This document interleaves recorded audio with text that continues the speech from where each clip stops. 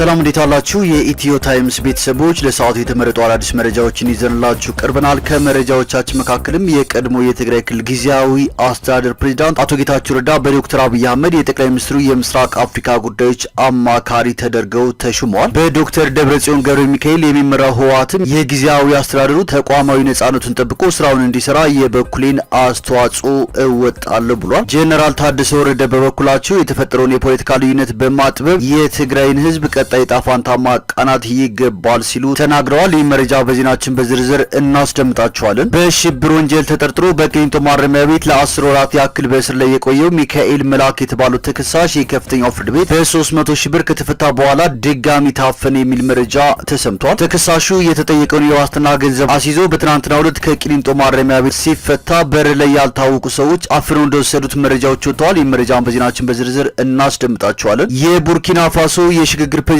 ትራኦሬ ቡርኪና ፋሶ ከቀረጥ ነጻ የሆነ የንግድ እንቅስቃሴ እንዲኖራት ውሳኔ አሳልፈዋል። ይህ ውሳኔም ዓለምን ያስደመመ ውሳኔ ተብሏል። ፕሬዝዳንት ኢብራሂም ትራኦሬ አሁን በቡርኪና ፋሶ ቀረጥ የሚባል ነገር አይኖርም ሲሉም ተናግረዋል። ይህ መረጃም በዜናችን በዝርዝር የምናስደምጣችሁ ይሆናል። ከነዚህ መረጃዎች በተጨማሪ በአማራ ክልል ከሚንቀሳቀሱ ታጣቂ ኃይሎች በቂ ተሳታፊዎች አለማግኘቱን የሀገራዊ ምክክር ኮሚሽን ማስታወቁን፣ በአዲስ አበባ ለጨረታ ለቀረቡ ቦታዎች በካሬ ሜትር 265 ሺህ ብር እንደተሰጠ መታወቁና ሌሎችን በዝርዝር የምንመለከታቸው መረጃዎች አካተናል። ቻናላችንን ሰብስክራይብ በማድረግ የደወል ምልክቷን በመጫንና መረጃውን ለብዙዎች እንዲዳረስ ላይክ በማድረግ እስከ መጨረሻው አብራችሁን ቆዩ።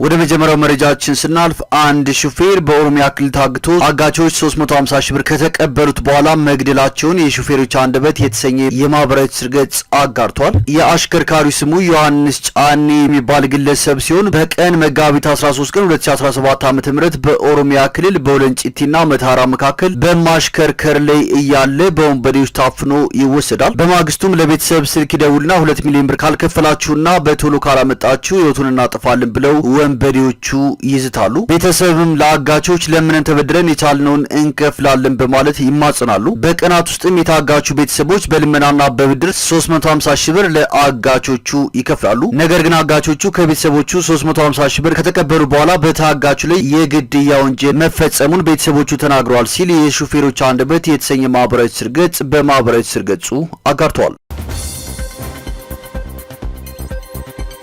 ወደ ቀጣዩ መረጃችን ስናልፍ የቀድሞ የትግራይ ክልል ጊዜያዊ አስተዳደር ፕሬዝዳንት አቶ ጌታቸው ረዳ በጠቅላይ ሚኒስትር ዶክተር አብይ አህመድ ሹመት ተሰጥቷቸዋል። የቀድሞውን የትግራይ ጊዜያዊ አስተዳደር ፕሬዝዳንት አቶ ጌታቸው ረዳን የጠቅላይ ሚኒስትሩ የምስራቅ አፍሪካ ጉዳዮች አማካሪ ሚኒስትር በማድረግም ዶክተር አብይ አህመድ ሹመዋቸዋል። የአዲሱ የትግራይ ጊዜያዊ አስተዳደር ፕሬዝዳንት ሌተናል ጄኔራል ታደሰ ወረደን በይፋ ስራቸውን የጀመሩ ሲሆን ከነባሩ ካቢኔና በዶክተር ደብረጽዮን ገብረ ሚካኤል ከሚመራው ህወሓት ጋር ተገናኝተዋል። ካቢኔያቸውን መልሰው እንደሚያደራጁ የገለጹት ፕሬዝዳንቱ ጎን ለጎን የሶስት ወር እቅድ እንዲዘጋጅም አዘዋል። የስራቸው ዋና ማጠንጠኛ የፕሪቶሪያ የሰላም ስምምነት ሙሉ ለሙሉ መተግበር መሆኑንም ገልጸዋል። ጄኔራል ታደሰ ወረደ የተፈጠረውን የፖለቲካ ልዩነት በማጥበብ የትግራይን ህዝብ ቀጣይ ጣፋንታ ማቃናት ይገባል ሲሉም ተናግረዋል። በዶክተር ደብረጽዮን ገብረ ሚካኤል የሚመራው ህወሓት በበኩሉ ጊዜያዊ አስተዳደሩ ነጻነቱን ጠብቆ ስራውን እንዲሰራ የበኩሌን አስተዋጽኦ እወጣለሁ ሲል ገልጿል። ጄኔራል ታደሰ ወረደ በበኩላቸው የህዝብ ሰላምና ደህንነት በአስተማማኝ መጠበቅ፣ የክልሉን ኢኮኖሚ ማነቃቃት እንዲሁም የአስተዳደር መዋቅሩን ማስተካከል የትኩረት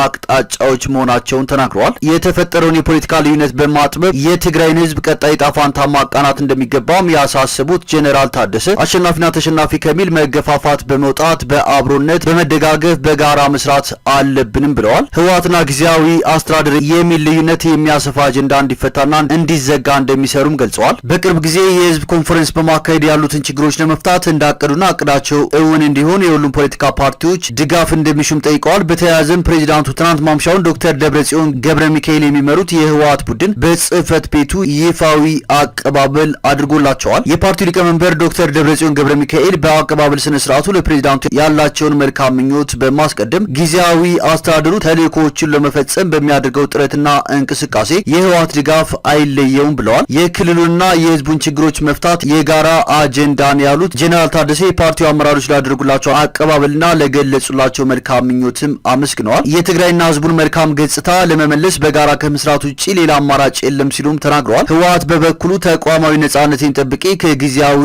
አስተዳደሩ ጋር ተደጋግፌ በጋራ ሰራሉ ሲል ገልጿል። የጊዜያዊ አስተዳደሩ ተልእኮችን ለማስፈጸም በሚያደርገው እንቅስቃሴም ህወሓት እንደ ጊዜያዊ አስተዳደሩ አካል በመሆን ተቋማዊ ነጻነቱን ጠብቆ ተደጋግፎ በጋራ ይሰራል ሲሉ ሊቀመንበሩ ዶክተር ደብረጽዮን ገብረ ሚካኤል ገልጸዋል። ከፕሬዝዳንት ታደሰ ወረደ ጋር ተባብረንና ተደጋግፈን የጊዜያዊ አስተዳደሩ ተልእኮችን በአጭር ጊዜ ለማሳካት ያለን ዝግጁነት መግለጽ እንወዳለን ሲሉም ሊቀመንበሩ ዶክተር ደብረጽዮን ገብረ ሚካኤል የፓርቲው ማዕከላዊ ኮሚቴ አባላት የጊዜያዊ አስተዳደሩ ፕሬዝዳንት በመሆን ስራ ለጀመሩት ሌተናል ጀነራል ታደሰ ወረደ ትናንት ሚያዝያ 2 ቀን 2017 ዓ.ም ባደረገው መድረክ ባደረጉት የመልካም ስራ ምኞት ንግግር አስታውቀዋል። ፕሬዝዳንቱ ሌተናል ጀነራል ታደሰ ወረደ በበኩላቸው ካለፉት ድክመቶቻችን ተምረን መደጋገፍና መተባበር ለቀጣይ ጉዟችን ወሳኝ ነው ሲሉ ገልጸዋል። ጊዜያዊ አስተዳደሩ በሚቀጥለው አንድ ዓመት የስራ ጊዜው ቅድሚያ ለሚሰጣቸው ጉዳዮች ቅድሚያ በመስጠት በየ3 ወሩ ተከፋፍሎ የሚፈጸም የስራ መርሃ ግብር በማውጣት ይሰራልም ብለዋል። ህወሓት ተቋማዊ ነጻነቱን አስከብሮ ተልእኮውን ለመወጣት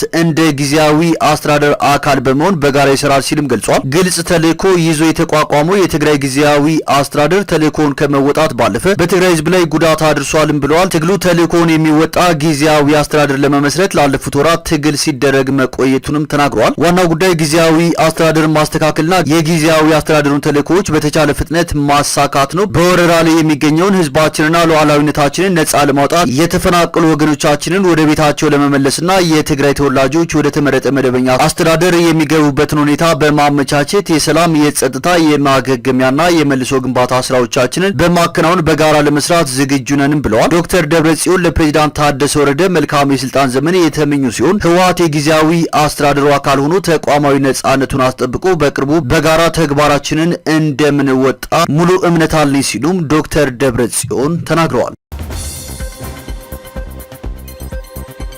ወደ ቀጣዩ መረጃዎችን ስናልፍ በትናንትናው ዕለት በ300 ሺህ ብር ዋስ የተለቀቀው ተጠርጣሪ በድጋሚ መታፈኑ ተሰምቷል። በሽብር ወንጀል ተጠርጥሮ በቂሊንጦ ማረሚያ ቤት ለ10 ወራት ያክል በእስር ላይ የቆየው ሚካኤል መላክ የተባለው ተከሳሽ የከፍተኛው ፍርድ ቤት በ300 ሺህ ብር እንዲፈታ ወስኖ ነበር ይላሉ ቤተሰቦቹ። ይሁን እንጂ ተከሳሹ የተጠየቀውን የዋስትና ገንዘብ አስይዞ ትናንት ከቂሊንጦ ማረሚያ ቤት ሲፈታ በር ላይ ያልታወቁ ሰዎች አፍነው ወስደውታል ሲል መሰረት ሚዲያ ዘግቧል። እንደ ዘገባው ከሆነ በር ላይ ጠብቀው በኃይል ወደ መኪናቸው ውስጥ ማስገባታቸውንና አፍነው ከወሰዱት ሰዎች መካከልም የተከሳሹን ክስ የያዘው ናትናኤል ስንታየው የተባለው አቃቢ ሕግ አብሮ ነበር ሲል ቤተሰቦቹን ጠቅሶ መሰረት ሚዲያ ዘግቧል። በተለያዩ የአዲስ አበባ ፖሊስ ጣቢያዎችና በፌዴራል ፖሊስ ኮሚሽን ማረፊያ ቤቶች ብንጠይቅም አድራሻውን ልናገኝ አልቻልንም ሲሉም ቤተሰቦቹ ተናግረዋል። አቶ ሚካኤል መላክ በአማራ ክልል የሚንቀሳቀሰውን የፋኖ ታጣቂ ቡድን በሚዲያ ታግዛለ በሚል ከ2016 ዓ.ም ሰኔ ወር ጀምሮ ለ10 ወራት ያክል በቂሊንጦ ማረሚያ ቤት በእስር ላይ ቆይቷል። ቀደም ሲል በ2011 ዓ.ም አዲስ አበባን ከአዲስ አበባ ውጪ ያለ ሰው ሊመራት አይገባም በማለት ወጣቶችን አደራጅተዋል፣ ቀስቅሳልና ስልጠና ሰጥተዋል በሚል ለወራት ያክል በእስር አሳልፎ እንደነበርም መሰረት ሚዲያ ጨምሮ ዘግቧል። ወደ ቀጣዩ መረጃዎችን ስናልፍ በአዲስ አበባ ለጨረታ ለቀረቡ ቦታዎች በካሬ ሜትር 265 ሺህ ብር መሰጠቱ ታውቋል። የአዲስ አበባ ከተማ አስተዳደር የመሬትና ልማት አስተዳደር ቢሮ ለጨረታ ካቀረባቸው 427 ቦታዎች ውስጥ የቀረበው ከፍተኛ ዋጋ በካሬ ሜትር 265 ሺህ ብር መሆኑና ቦታውም ካዛንችስ እንደሆነ ታውቋል። የመሬትና ልማት አስተዳደር ቢሮ የመሬት ዝግጅት ባንክና ጥበቃ ዳይሬክተር አቶ ሀብታሙ ተስፋዬ እንደገለጹት በአምስተኛ ዙር እየተካሄደ በሚገኘው የመሬት ሊዝ ጨረታ 18 ሄክታር መሬት ቀርቧል። በሊዝ ለማጫረት ከቀረቡ ቦታዎች ውስጥ ካዛንችስ የሚገኝ አንድ ቦታን በካሬ ሜትር 265 ሺህ ብር ለመግዛት ከተጫራች ዋጋ መቅረቡን እስካሁን በ5 ክፍለ ከተሞች በተደረገው የጨረታ ሂደት 76 ተጫራቾች በጊዜያዊነት ጨረታውን ማሸነፍ መቻላቸውንም አክለው ገልጸዋል። ለጨረታው የቀረቡ ቦታዎች የሚገኙት በ9 ክፍለ ከተሞች እንደሆኑ የገለጹት ዳይሬክተሩ በአጠቃላይ የጨረታ ሰነዱን ገዝተው የተጫረቱት ብዛት 6885 ተጫራቾች እንደሆኑም ተናግረዋል። ወደ ቀጣዩ መረጃዎችን ስናልፍ የቡርኪና ፋሶ የሽግግር መንግስት ፕሬዝዳንት ኢብራሂም ትራኦሬ ዓለምን ያስደመመ ውሳኔ ማሳለፉ ተሰምቷል። ፕሬዝዳንት ትራኦሬ ቡርኪና ፋሶ ከቀረጥ ነጻ የሆነ የንግድ እንቅስቃሴ እንዲኖራት ውሳኔ አሳልፈዋል። ህዝቤ በምዕራቡ ዓለም ኒዮ ኮሎኒያሊዝም እጅ ለረጅም ጊዜ ተሰቃይተዋል ያሉት ፕሬዝዳንት ኢብራሂም ትራኦሬ አሁን በቡርኪና ፋሶ ቀረጥ የሚባል ነገር አይኖርም ብለዋል። ይህ ውሳኔያቸው ቡርኪና ፋሶን ከዓለም ሀገራት ከቀረጥ ነጻ በመሆን የመጀመሪያው ሀገር አድርጓታል። በዚህ ውሳኔያቸው በርካታ የዓለም ሀገራት የተደመሙ ሲሆን ሲሆን በዚህ ውሳኔ የተደመሙት የዓለም ቁጥር 1 ባለሀብት የሆኑት ኤለን መስክ ኢብራሂም ትራኦሬን በቅርቡ ሊያናግሩት እንደፈለጉ ከተለያዩ ዓለም አቀፍ ሚዲያዎች ያገኙት መረጃ ያመለክታል ሲል አዩዝ ሀበሻ ዘግቧል።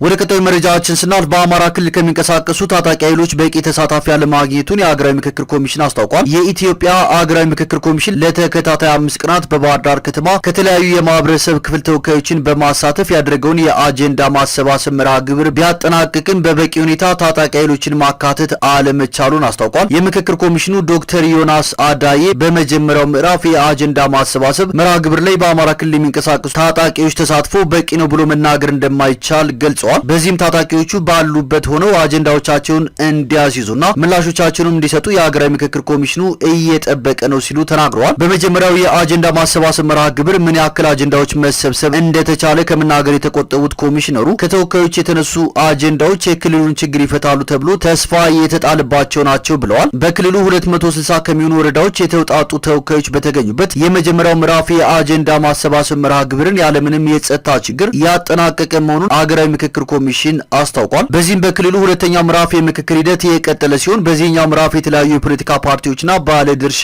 አካላት እየተሳተፉበት ይገኛል። ከ270 እስከ 300 የሚደርሱ የተመረጡ ተወካዮች የሚሳተፉበት ይህ የአጀንዳ ማሰባሰብ መርሃ ግብር እስከ ነገ ቅዳሜ ድረስ እንደሚቀጥልም ተገልጿል። ኮሚሽኑ ከትናንት በስቲያ ረቡዕ 5000 የሚደርሱ ተወካዮች የተሳተፉበትን የመጀመሪያ ምዕራፍ የአጀንዳ ማሰባሰብ መርሃ ግብር ማጠናቀቁን መዘገባችንም ይታወሳል።